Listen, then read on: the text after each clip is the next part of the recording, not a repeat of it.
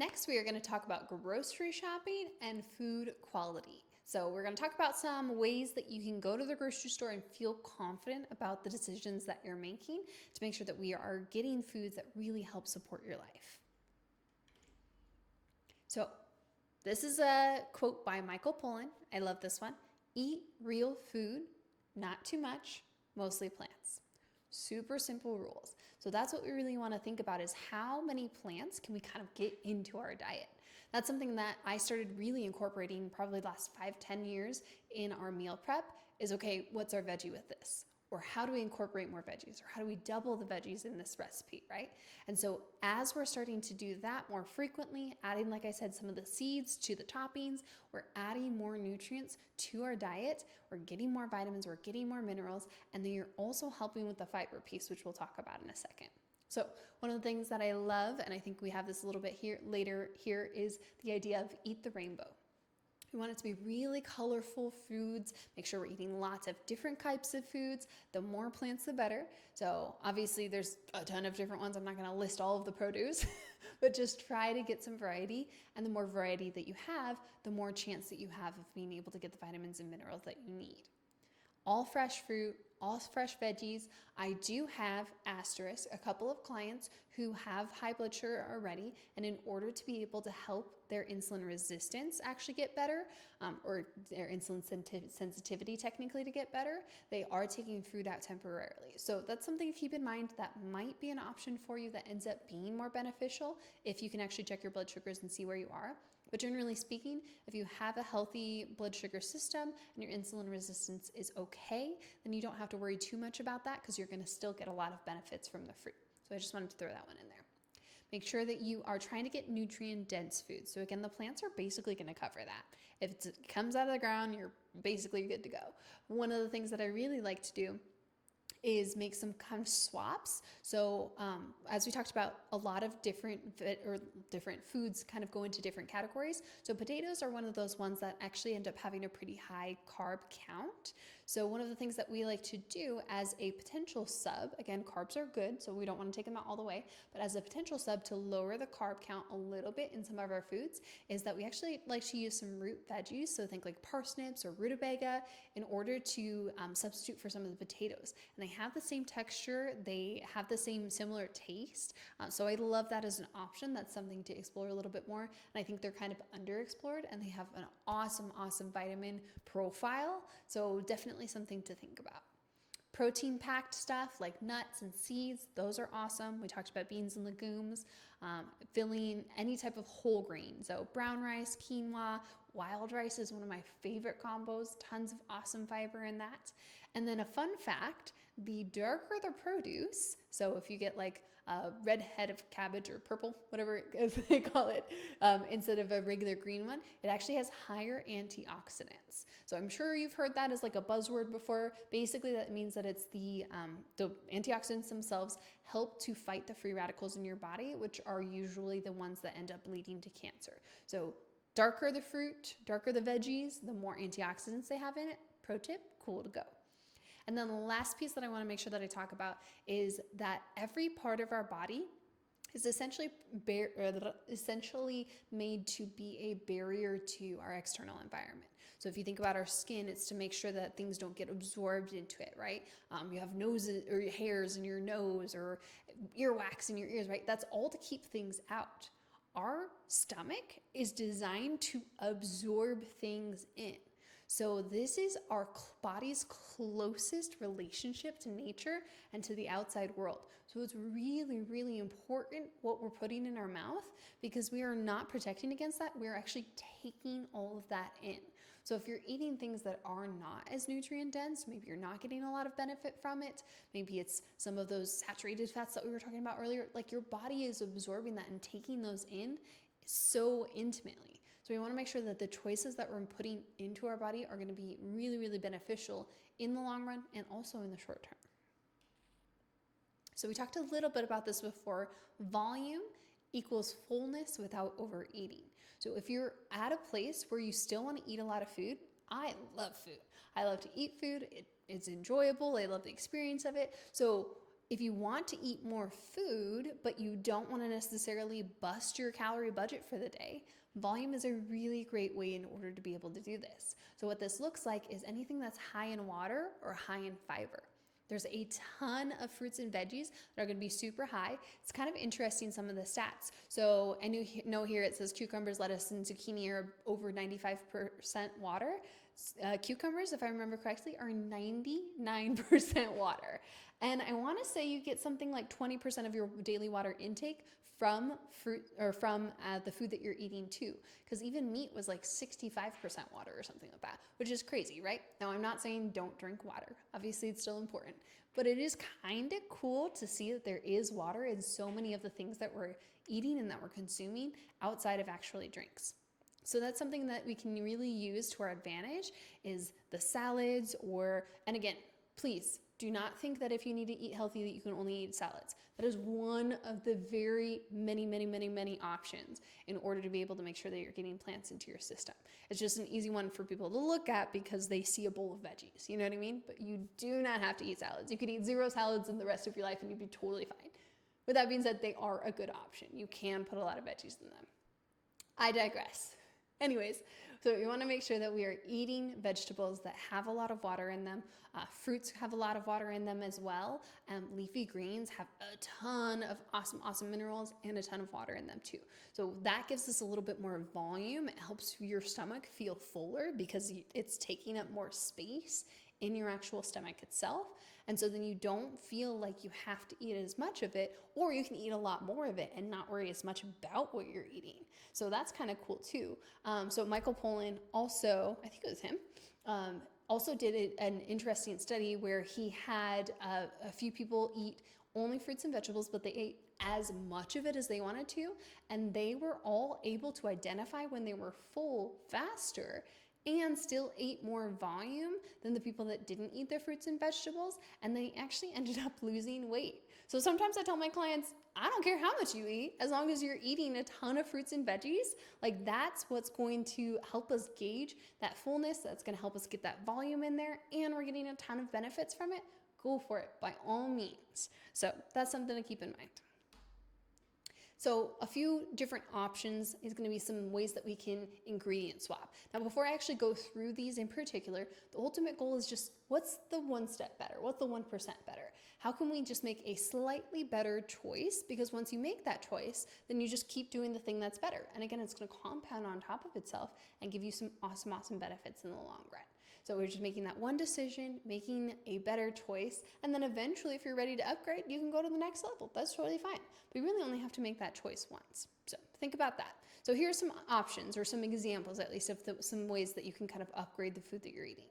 So a lot of people probably grew up eating cereal. So first, asterisk before I go into this, is going to be that a protein-heavy breakfast is actually going to help your energy levels throughout the day a lot more than trying to substitute sugary cereal for something like whole grain toast, right? So basically, if you can make your breakfast itself as protein-heavy as possible, that's going to have way more benefits.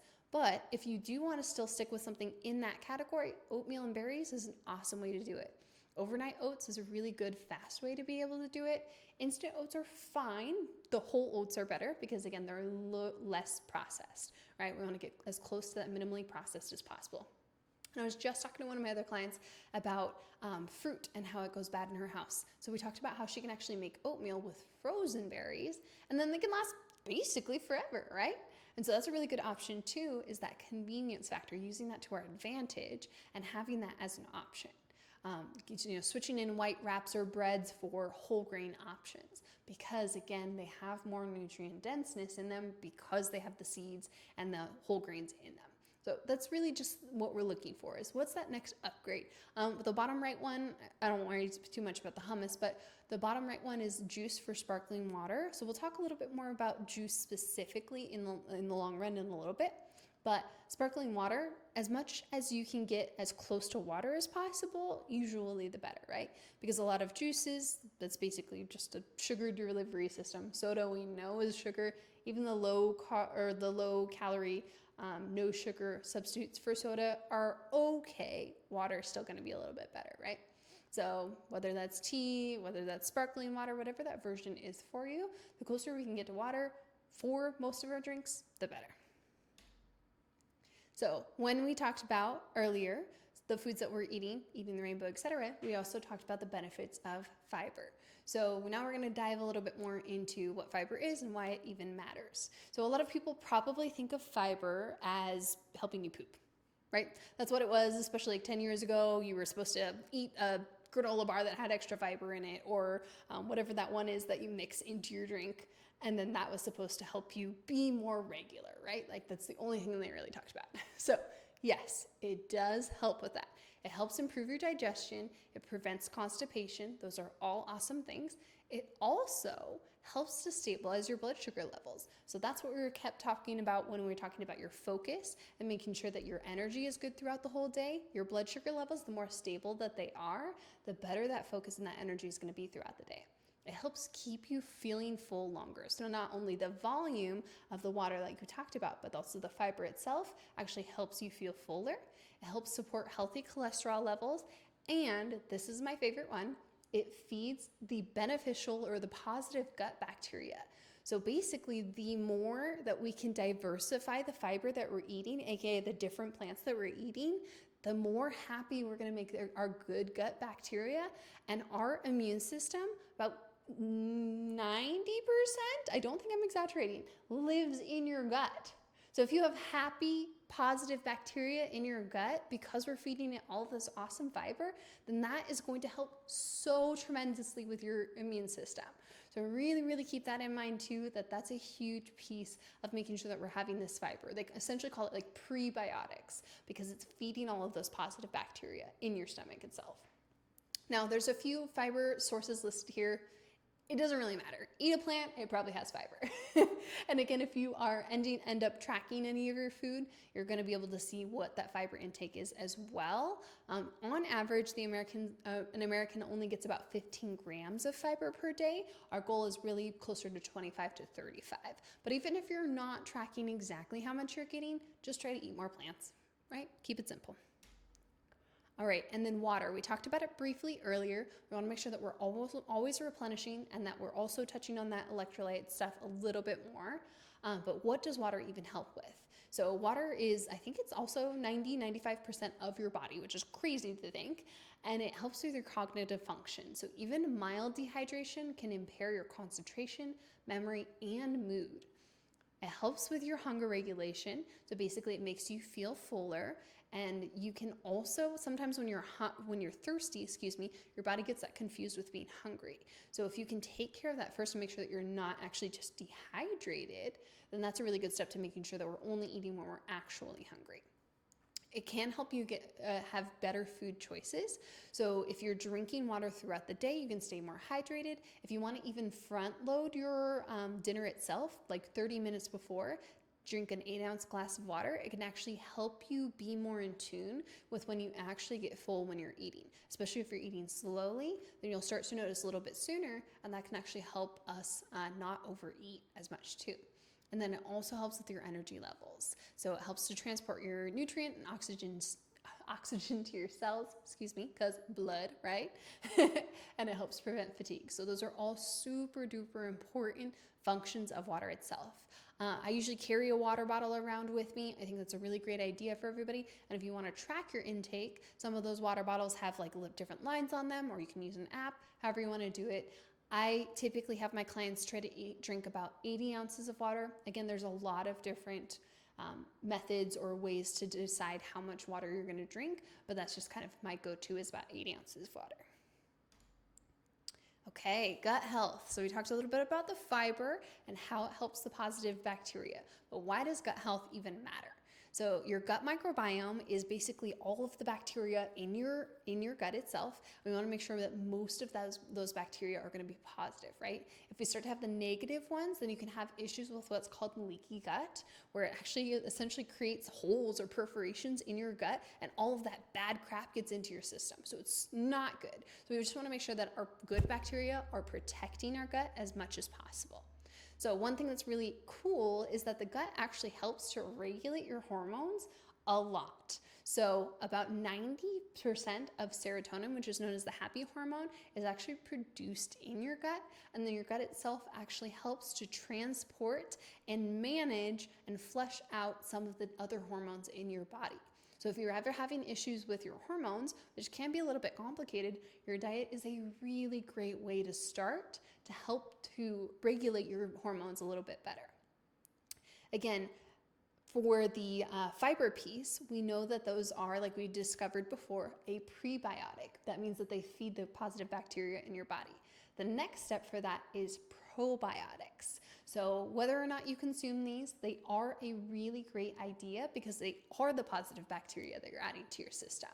There are some different ways for them to be able to package it, but more often than not, if you can find it in the refrigerated section, you're gonna get more benefit out of that because chances are that it's probably been taken care of more and the bacteria themselves are actually live. So if you're getting something that's shelf stable, question mark on whether or not those bacteria are actually gonna be live. If they're not live, then how are they gonna help you? So I'm not saying nothing that's shelf stable is gonna have live bacteria, but you do wanna at least try to get as close to live bacteria as possible. So the refrigerated section is a really great way to be able to find that.